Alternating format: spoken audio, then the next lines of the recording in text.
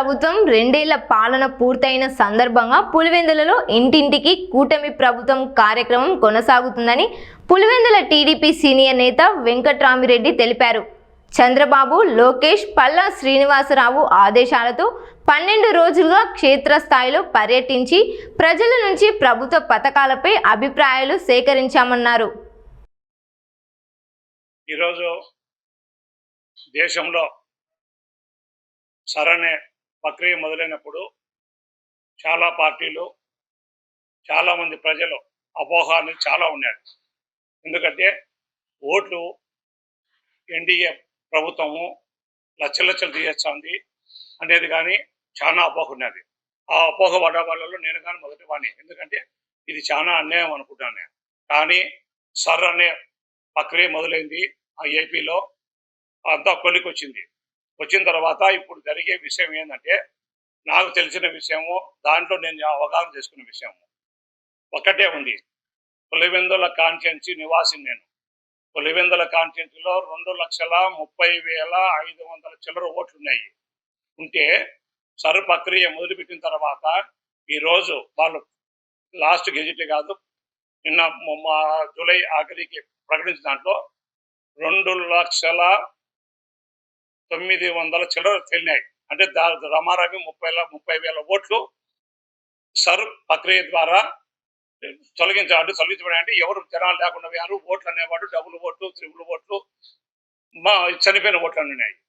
నేను చెప్పేది ఏంటంటే, ఇప్పుడు ఈరోజు ఈ సర్ ప్రక్రియ గురించి మాట్లాడాల్సిన అవసరం ఎందుకు వచ్చిందంటే, పులివెందులలో 78 నుండి ఇప్పటి వరకు ఎవరైతే ఎమ్మెల్యేగా గెలుపొందుతున్న కుటుంబం ఉందో వైఎస్ కుటుంబం 78 నుండి వాళ్ళే కంటిన్యూగా మంత్రులు ఎమ్మెల్యేలు అయ్యారు, మంత్రులు అయ్యారు, ముఖ్యమంత్రులు అయినా అన్నీ అయినారు.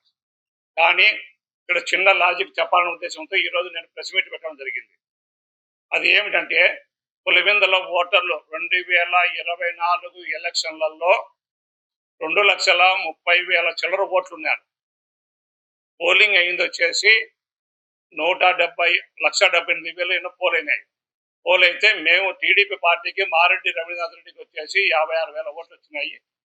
ఆయన పోను 61,130 ఓట్లతోనేమో వైఎస్ జగన్మోహన్ రెడ్డి గారు ఎమ్మెల్యేగా ఎన్నుకోబడినారు. ఇప్పుడు ఆయన గెలిచిన మెజార్టీ 61,000. ఇక్కడ దొంగ ఓట్లు అయితేనేమి, అంటే డబుల్ ఓట్లు, చనిపోయిన ఓట్లు తీసేసింది 30,000 ఓట్లు. 30,000 ఓట్లు తొలగించబడితే దొంగ ఓట్లు, చనిపోయిన ఓట్లు అన్నీ ఉంటే ఆయన మెజార్టీలో 61,000, 30,000 తీసేచ్చే 30-30-0. అంటే ఇప్పటి వరకు వీళ్ళు గెలుస్తా వచ్చింది. వీళ్ళు మెజార్టీ నిరూపించినంత పులివెందులలో 20 సంవత్సరాల క్రితం చనిపోయిన ఓట్లు కానీ అట్లాగే కంటిన్యూ అయినాయి. 22,700 ఓట్లు చనిపోయిన ఓట్లు ఉన్నాయి పులివెందుల కాన్స్టిట్యున్సీలో. ఓన్లీ పులివెందుల మున్సిపాలిటీలో అత్యధికంగా ఉన్నాయి. ఎందుకు చనిపోయిన ఓట్లు ఉన్నాయి అంటే, ఎవరు తీసేయడానికి ఎవరు సాహసం చేయలేకపోయారు, వాళ్ళకు ఉంటాయని చెప్పాను నేను. అలాగే పులివెందుల కాన్స్టిట్యున్సీలో 122వ బూతులో ఇక్కడ ఓటర్లుగా ఉండేవాళ్ళు 58 మందికి పులివెందుల్లో ఓట్లు ఉన్నాయి. అంటే డబుల్ ఎంట్రీ. పులివెందుల్లో ఓటేసేస్తారు వైఎస్ఆర్లకు, మళ్ళీ 122 బూతులో వైఎస్ఆర్లకు ఓటేస్తారు. అక్కడ ఓటు వేయడం, ఇక్కడ వేయడం, త్రిబుల్ ఓట్లు ఉన్న వాళ్ళు ఉన్నారు. ఈ ఇష్టాడోళ్ళ వల్ల ఇంతవరకు మాకు కానీ అర్థం కాకోకున్నది. ఇన్ని ఓట్లు చనిపోయిన ఓట్లు ఇట్లా డబుల్ ఓటు ఉన్నాయా, వీళ్ళు గెలుస్తారంటే నిజంగా ప్రజాస్వామ్యబద్ధంగా గెలుస్తారని అనుకుంటాను. కానీ వాళ్ళు ఎలక్షన్లలో 78 నుండి ఉండే కుటుంబము, మేము అవి చేసినాము ఇవి చేసినాము వాళ్ళ దగ్గర ఉంటే అదే ఏమంటారు, నీకు పొగడతలు పొగిడేవాళ్ళు. ఆ కుటుంబం లేకుంటే పుడుదల లేదు, తీర్మానంగా లేదు అనే భావన ఉండేవాళ్ళు. అయితే డబ్బులు మేము మామూలుగా ఎలక్షన్లలో ఏ కాన్స్టిట్యూన్సీ రాష్ట్రంలో దేశంలో ఏం జరుగుతుందో అది ఇచ్చే మాకు రెట్టింపు ఇచ్చి ఓటు వేసుకునేది అనుకుంటున్నాము. కానీ ఏమి జరిగినా కూడా నిన్న సర్ ప్రక్రియ ద్వారా 30,000 ఓట్లు పోతే జగన్ రెడ్డి అనే అతను వాస్తవంగా 60,000తో గెలిచినాడు. 30,000 తీసేస్తే అతను గెలిచింది 1,000 ఓట్ల 500 ఓట్లతో గెలిచినట్టే లెక్కే. కావున ప్రభుత్వము, భారత ప్రభుత్వం మంచి పని చేసింది.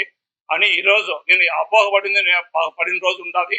ఈరోజు ఇంత విషయం తెలిసిన తర్వాత సంతోషపడేవాడిగా నేను కాను ఒకటి. ఎందుకంటే ప్రజాస్వామ్యబద్ధంగా ఒక్క ఓటు ఒక్కడే ఉపయోగించుకుంటాడు కాబట్టి వానికి రెండో ఓటు కానీ ఉండదు కాబట్టి, చనిపోయిన ఓటు ఉండదు కాబట్టి నిజమైన ప్రజాసేవకులు ఈరోజు బయటకు వచ్చేదానికి గెలిచేదానికి అవకాశం ఉంది.